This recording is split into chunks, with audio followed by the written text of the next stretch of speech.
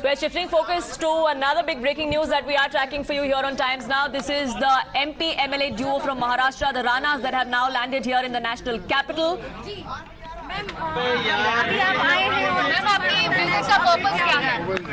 मेरा विजिट का पर्पस बहुत क्लियर है। सभी शांति से करेंगे, हम सभी करने वाले हैं। आप सब सेट हो जाइए, फिर मुझे बताइए। जोरा नहीं बोला। जोर 14 दिवस जेल मध्ये होती ना। मैम आपने जो पूछा मुझे कि मेरा पर्पस क्या है दिल्ली आने का, दिल्ली मेरा अधिकार एक घर है। मेरा लोकसभा का जो मैं अधिकार लेके आती हूँ वो दिल्ली ही लेके आती हूँ, और सब अधिकारों का इस्तेमाल और अधिकारों के लिए लड़ाई लड़ने का घर मेरा दिल्ली है, जहाँ पर पार्लियामेंट जिसे कहते हैं। मुझे लगता है महाराष्ट्र में जो भी दुर्घटना हमारे साथ हुई, दुर्व्यवहार हमारे साथ हुआ, as a member of parliament और एज ए एमएलए हमारे साथ जो भी हुआ, उसके अगेंस्ट में जो मैंने मुंबई कार्रवाई करने के लिए दी है, उस पर कुछ कार्रवाई नहीं हुई। तो आज मैं दिल्ली में उसी के अगेंस्ट में आई हूँ। तो मुझे लगता है कि मैं सभी जितने भी बड़े लीडर्स और जो रिप्रेजेंट करते हैं, जो वुमेन्स को रिस्पेक्ट करते हैं सेंटर के द्वारा, उनके पास आके उनको मिलके मेरी पीड़ा मेरे साथ में जो हुआ उनको बताऊंगी। आप आगे हो। पिटीशन फाइल हुई है, आपकी बेल कैंसिलेशन के लिए भी बात हुई है, इसमें क्या कहेंगे? मुझे लगता है कि जो भी कोर्ट ने आदेश मुझे दिए थे, जो मेरे बेल एप्लीकेशन ऑर्डर में थी कि पर्टिकुलर ये सब्जेक्ट पे मैं बात नहीं करूंगी, पर एज ए लोक प्रतिनिधि लोकतंत्र में संविधान ने मुझे जो अधिकार दिया है वो पर्टिकुलर सब्जेक्ट को छोड़कर मैं बाकी सब्जेक्ट पे बात कर सकती हूँ। मैंने उस सब्जेक्ट को हाथ ना लगाते हुए जो मेरे साथ लॉकअप में हुआ, जिस तरीके से दुर्व्यवहार हुआ, जिस तरीके से जेल में मेरे साथ अत्याचार हुआ, मेरे हेल्थ इशू डॉक्टर लिख के देने के बाद भी मुझे जेल से चेकअप के लिए नहीं लेके जाया गया, इस विषय को लेकर बात करना ये अधिकार मुझे संविधान ने दिया है। पर कोर्ट के आदेश का पालन मैंने कल भी किया, आज भी करती हूँ और आगे भी करूंगी, उसमें कोई भी डाउट नहीं। आज मैंने ओम बिरला जी का टाइम लिया है और 5:30 बजे मैं ओम बिरला जी को मिलने वाली हूँ। एज ए लोकसभा मेंबर मेरे चेयरपर्सन को मिलके मेरी जो पीड़ा, मेरे साथ जो दुर्व्यवहार या महाराष्ट्र में उद्धव ठाकरे जी के द्वारा मेरे ऊपर अत्याचार किए गए हैं, वो एज ए चेयरपर्सन उन्हें बताने का काम मेरा कर्तव्य बनता है और उनको आके वो बताऊंगी। और ये भी एक है कि सीपी जो अमरावती महाराष्ट्र के हैं, मुंबई के जो सीपी हैं, commissioner of police Sanjay Pandey ji, उनको एक चीज बताना चाहूंगी, जो वो गुलामी उद्धव ठाकरे जी की कर रहे हैं और उनके प्रेशर में और उनके बोलने के अनुसार वो हर किसी पे कार्रवाई कर रहे हैं, किसी को जेल भेज रहे हैं, किसी पे नॉन बेलेबल ऑफेंस दाखिल कर रहे हैं। वो 1 महीने के बाद रिटायर्ड होने वाले हैं, तो इसका मतलब ये नहीं कि उनके पाप धुल जाएंगे, उसके बाद भी उनके पाप बाहर निकलेंगे। आपको जो लालच उद्धव ठाकरे जी ने दी है कि आपको राज्यसभा मेंबर देंगे या आपको कोई एमएलसी देंगे, ये सब चीजें बाजू में रखकर मुझे लगता है उसके बाद भी आपको उत्तर देना पड़ेगा।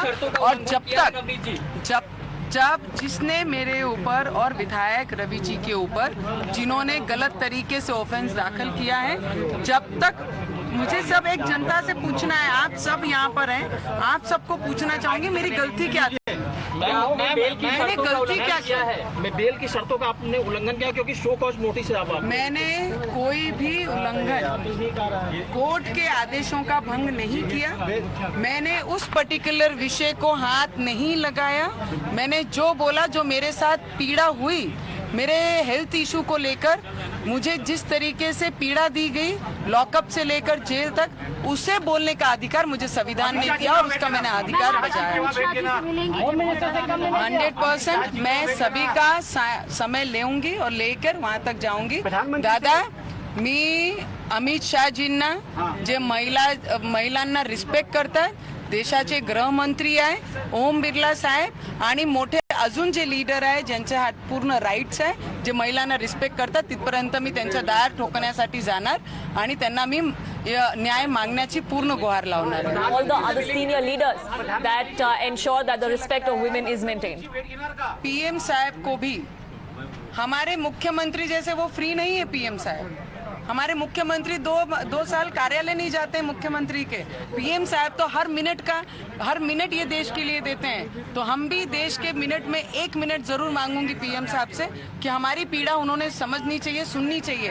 पर मुझे ये जरूर विश्वास है कि अभी तक उन्होंने इस चीज की पूरी जानकारी ली होगी, पूरी माहिती इंफॉर्मेशन उन तक पहुंची है. पर मुझे ये जरूर पता है कि पीएम साहब का 1-1 मिनट बहुत महत्व रखता है ये देश के लिए, और वो देश के लिए 1-1 मिनट के लिए काम करते हैं. उद्धव ठाकरे जी के जैसा 2 साल ऑफिस में कोई नहीं कंप्लेंट दिल्ली पुलिस के यहाँ रजिस्टर आप करवाएंगे? 100% पुलिस, जो दिल्ली पुलिस है, जो मेरे घर के पार्लियामेंट के एरिया में जो पुलिस स्टेशन आता है, वहाँ जाके जो खुलेआम मुझे गुंडे जैसी एक राज्यसभा मेंबर ने धमकी दी, 20 फुट नीचे गाड़ कर, और आपकी पूरी सामग्री क्रियाक्रम की हमने ऑलरेडी मशान में पहुंचा दी है. इस तरीका का भाषा जो जिसने किया है संजय राउत, जिनको हमारे महाराष्ट्र में पोपट बुलाते हैं, ऐसे पोपट के अगेंस्ट में मैं एफआईआर करने के लिए पुलिस स्टेशन जाऊंगी और मैं खुद जाकर एफआईआर दूंगी. कब एफआईआर करने जाएंगे आप? मुझे लगता है कि कोर्ट ने जो आदेश दिए मैं उसके अगेंस्ट भी जाऊंगी. मैं तो मेरी पूरी जनता को ये पूछ रही हूँ, एक भारतीय नागरिक होने के कारण और एक महिला होने के नाते मैं ये पूछना चाहूंगी, मैंने ऐसा कौन सा गुनाह किया जो मेरे ऊपर देशद्रोह लगा है? मुझे ये सभी को पूछना है कि देशद्रोह किस बात का? अगर मेरी हेल्थ खराब है, मेरी हेल्थ इशू है, तो उस पे मैं बोलूंगी कि मेरी हेल्थ इशू है, डॉक्टर ने लिख के दिया मुझे, क्या आप जाइए हॉस्पिटल चेकअप कराइए, मुझे भेजा नहीं क्या? और मुझे देशद्रोह के अंदर जिंदगी भर जिस ईमानदारी से मैंने काम किया, मेरे ऊपर देशद्रोह दाखिल होता है, तो महाराष्ट्र में कोई भी ऐसा व्यक्ति है न्याय के लिए नहीं लड़ेगा, मैम संजय राउत के खिलाफ एफआईआर दर्ज कराने कब जाएंगे आप? कंप्लेंट में किसका नाम आप रखेंगे? किसका नाम मैम आप हनुमान चालीसा का पाठ कर रही थी, क्या कहना चाहती है उद्धव ठाकरे के लिए? आज आप दिल्ली में मौजूद हैं, यहाँ से आप क्या कहना चाहती हैं?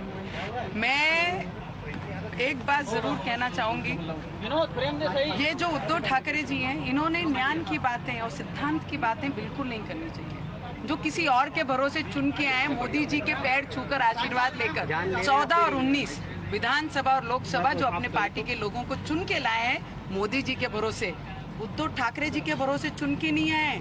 खून का पसीना करना पड़ता है जब लोकसभा और विधानसभा चुन के आते हैं.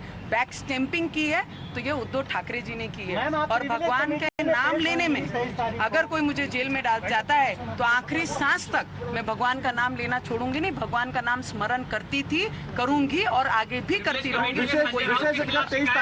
100% मैं संजय राउत जी जो पोपट हैं उद्धव ठाकरे जी के, उसके अगेंस्ट में एफआईआर करूंगी. मुंबई में सभी डिपार्टमेंट के लोग अंडर प्रेशर काम कर रहे हैं, पर केंद्र के एजेंसी पे भी गुहार लगाऊंगी कि उनके खिलाफ कार्रवाई करें और इंक्वायरी करें. दिल्ली पुलिस के साथ आप एफआईआर में किसका नाम लेंगे? मुझे लगता है जिन्होंने प्रेस कॉन्फ्रेंस में सीधा तौर से मुझे आह्वान दिया, मुझे धमकी दी, उनके विरोध में मैं और शिवसेना ने हमारे घर पे हल्ला किया और हमारे अमरावती के घर पे हल्ला किया, मुंबई के घर पे हल्ला किया. गुंडेशाही तो उन्होंने की, हम तो घर से बाहर भी नहीं निकले, तो भी हम देशद्रोह. जो गुंडे हमें मारने आए उन पे कोई कार्रवाई नहीं. जो खुलेआम प्रेस कॉन्फ्रेंस में मुझे बोलते हैं 20 फुट नीचे गाड़ देंगे, महिला को नीचे गाड़ देंगे. मैं तो आ गई हूँ दिल्ली, मैं तो मुंबई भी थी, गाड़ के तो देखते. हमारी देश की जनता सोई नहीं है, देश की जनता जागी है. धन्यवाद धन्यवाद.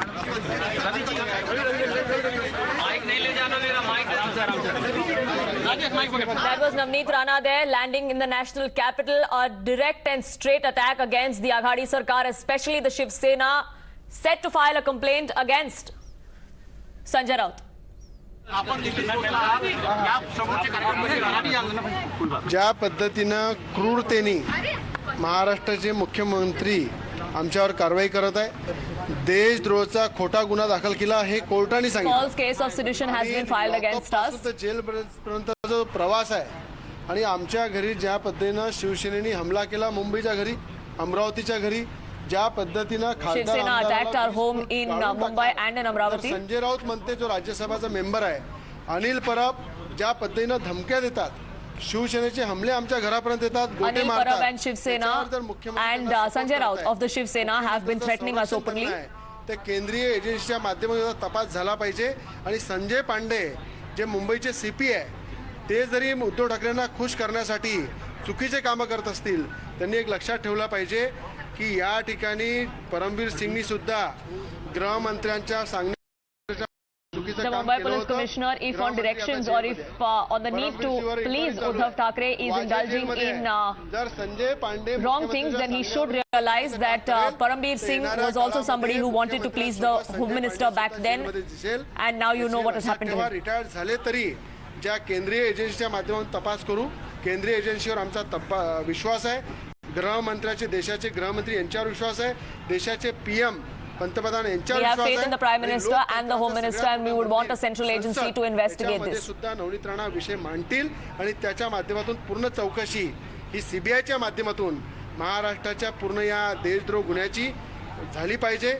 आणि जर महाराष्ट्रामध्ये मुख्यमंत्री हनुमान चालीसा म्हणण्याला जर देशद्रोह लावत असेल, तर एक लक्षात ठेवा, हनुमान भक्त आणि राम भक्त हे मुख्यमंत्र्याला कधी माफ करणार नाही. मुख्यमंत्री Uddhav Thackeray If Uddhav Thackeray thinks reciting Hanuman Chalisa is sedition, then Ram Bhaks and Hanuman Bhaks in this country will not forgive him. जर मुख्यमंत्र्यांनी भाजपच्या पाठीमध्ये खंजीर खुपसून मुख्यमंत्री बनले आणि महाराष्ट्राचं वाटोळं लावलं आहे, याच्या संदर्भात सुद्धा देशाची जनता आणि महाराष्ट्राची जनता त्यांच्यावर पूर्णपणे त्या सगळ्या गोष्टीवर लक्ष ठेवून आहे आणि यांना भोगावं लागेल. शिवसेनेचा आरोप आहे की रवी राणा आणि नवनीत राणा हे दोघंही नाटक करतात. आता असं आहे, देशद्रोहाचा गुन्हा त्यांनी दाखल केला. या ठिकाणी लॉकअपमध्ये त्यांनी टाकलं, त्या ठिकाणी जेलमध्ये त्यांनी टाकलं. हॉस्पिटलमध्ये नवनीत राणाला नाही नेण्यासाठी जेलरवर प्रेशर आणलं.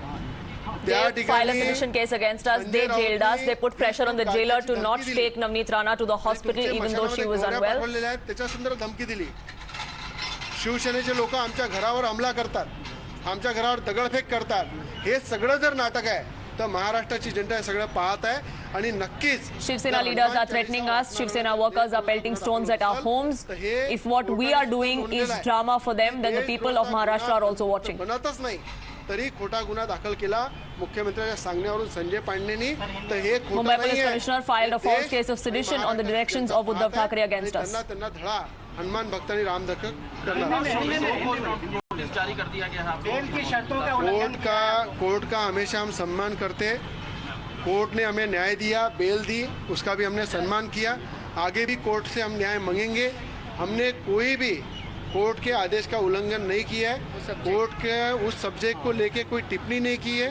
पर लोकतंत्र के अंदर, संविधान के अंदर जो हमें लोकशाही के माध्यम से अधिकार दिया है हमारा मत मांडने के लिए, वो हमने हमारा मत मांडा है. कहीं भी कोर्ट का उल्लंघन किया नहीं है. पर मुझे लगता है उद्धव ठाकरे जी ने जो गवर्नमेंट पीडर को वहाँ भेज के हमारी कंप्लेंट करा रहे हैं कि इनकी बेल रद्द करो, तो मुझे लगता है कि यहाँ पे महाराष्ट्र के अंदर कई समस्या है.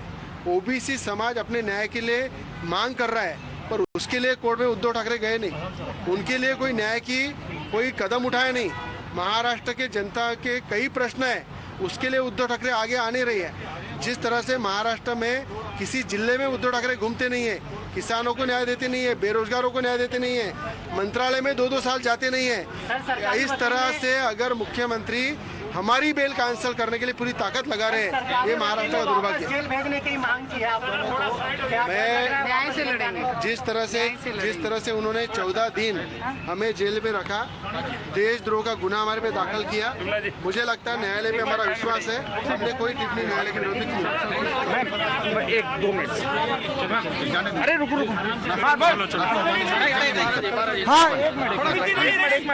मेरे साथ बात करने के लिए मौजूद है सांसद नवनीत राणा. मैम, आज आप दिल्ली आई हैं, बीजेपी किस किस बड़े नेताओं से मिलेंगे? मुझे लगता है कि केंद्र सरकार के जितने भी मंत्री हैं, जितने भी बड़े पद पे पहुंचे हैं, वो सभी ये देश के हर एक नागरिक का सम्मान करता है और मैं तो लोक प्रतिनिधि हूँ, उस सभागृह की मेंबर हूँ। तो मुझे लगता है मैं हर वो व्यक्ति का समय लेकर अपनी पीड़ा, हमारे ऊपर जो गुजरा, हमारे ऊपर जो अत्याचार ये महाराष्ट्र में उद्धव ठाकरे के माध्यम से हुआ, उसकी गुहार और उसकी न्याय की गुहार लेके उनके दरवाजे पे जरूर जाऊंगी और वो मेरी बात सुनेंगे और उस पे सेंट्रली जो एजेंसीज हैं उसके माध्यम से इस पे कार्रवाई जरूर होगी, इतना विश्वास है मुझे। शिवसेना कह रही है कि वो आपके खिलाफ दोबारा कही क्योंकि आपको जमानत बेल पर मिली थी, जिन शर्तों के साथ आपने उसका उल्लंघन किया। मुझे लगता है हम चलते चलते बात करते हैं। नहीं, उनको धक्का मत दीजिए, हम चलते चलते बात करते हैं। जो कोर्ट ने मुझे आदेश दिए हैं मैंने उसका पूरा पालन किया है।